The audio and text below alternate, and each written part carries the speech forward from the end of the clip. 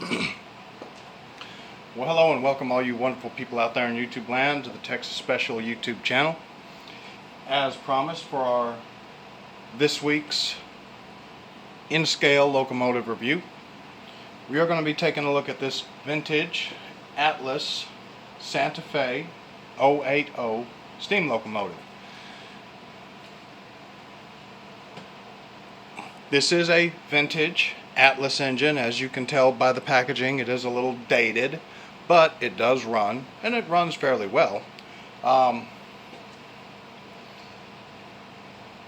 These engines, original from the factory in the 90s, I want to say, is when this was made, came with the standard Rapido, those horrendous looking, squared off couplers. The previous owner actually went to the trouble of swapping them out for microtrains couplers, which I get is not a real heavy lift, but I'm not an N-gauge guy. I'm not a hardcore N-gauge guy, at least not hardcore enough to do that myself. Too tiny. My big sausage fingers are calibrated for O-gauge. But I do like N-scale, so there we go. To open the box, you just lift the lid off, and there it is. Pretty good looking locomotive. We'll start off with the tender. Set this aside and set the tender down.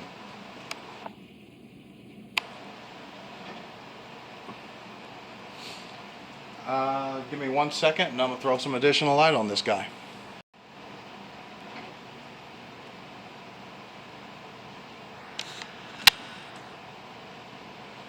Okay, so we have the road number here, the 102. We have some pretty good rivet detailing and this nice pinstriping on the tender. You can see those metal wheels, the large oversized pizza cutter type flanges, which are typical of in-scale equipment even up to now. Small trains, easy to derail, so big flanges to compensate for that. And as you can see there, you have the microtrains coupler on the rear of the tender. If we rotate this guy around, you'll see a non-operational headlight, non-operational marker lights. You do have polling pockets here on the pilot of the tender, a nice cast-on ladder, and this little footboard for a brakeman or switchman. On the top of the tender, we see the water hatches, a cast-on coal load, some little toolbox along the side of the front edge of the coal bunker, and some rivet I don't know how well you can see it, but there is some nice rivet detailing around the top of the deck of the tender.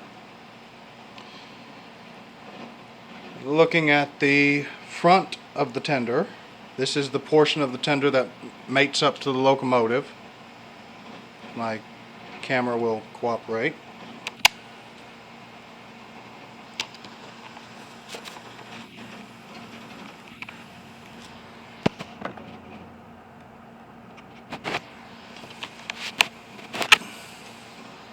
There we go. Alright, that's about as good as it's going to get. So you see the drawbar here. You see the doors of the coal bunker here. There is a little hole with coal kind of pouring out right there at the very bottom of the coal of the doors, so that the fireman can scoop coal into the fire. And you have some rivet detailing along the front edges of the tender. I don't see any cast on or separately applied grab irons, although those details might be too small for my eyes. And on the bottom of the tender, we see some pretty good detailing actually. You have the emergency and service reservoir here. You have the brake piston here.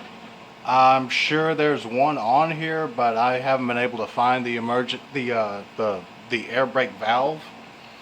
You'll notice that the wheels are set up for electrical pickup on the tender as well, so that's a plus. That'll help this thing through switches and whatnot. So, and you have this little pin on the drawbar to help connect the drawbar, to help connect the tender rather to the locomotive electrically.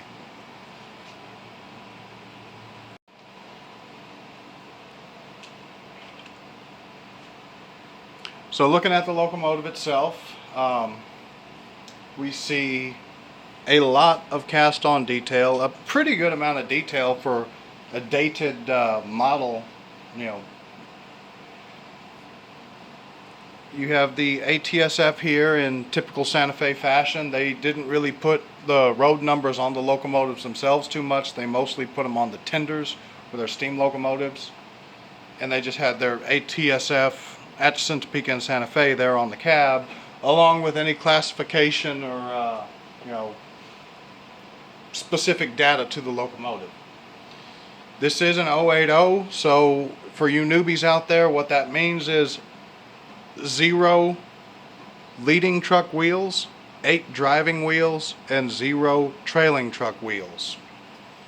You can see some really nice pinstriping here along the walkway on the board along the boiler.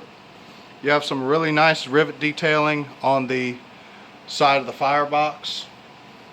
You have your air compressor, you have your valve gear and side rod detailing, which is, aside from it being just glaringly bright and undyed or tinted in any way, is actually pretty good for an in-scale locomotive. You have the steam lines, you have the hand railing along the boiler. You have a lot of cast-on piping detailing along the boiler rather, and it looks great. I don't know that Santa Fe ever had any heavyweight or large 080s like this. This is the best I can find on this model. Is this is a common frame and body to the 280 that Atlas used to offer around the same time period. Looking at the front of the locomotive, you see the superheater, which again, I could be wrong. I'm not an expert on Santa Fe or switchers in general. I don't know of any that had a superheater. I don't believe Santa Fe had any 080s with a superheater, but I mean, it still is a cool look on the front of this engine. The headlight is not operational. If it is supposed to be operational, if it was delivered operational from the factory, then I guess the bulb has burnt out or been removed by the previous owner. I don't know. I'm not popping this thing apart. I'm not dealing with that valve gear, especially if it runs, which it does. You have rather minimalistic detailing on the pilot. You do have footboard here for the switchman, and of course you have that Micro Trains knuckle coupler right there. We look at the top of the engine. You see, again, still a fairly good amount of detailing. You have these ventilation hatches on the top of the cab. Of course, they don't operate. They're cast onto the roof of the cab. You have the various domes and appliances on the top. This, I believe, is the whistle here. You have this screw that holds the body of the locomotive onto the frame. Of course, a non-operational smokestack. And you can see here on the engineer's side, you have the main reservoir for the brake system.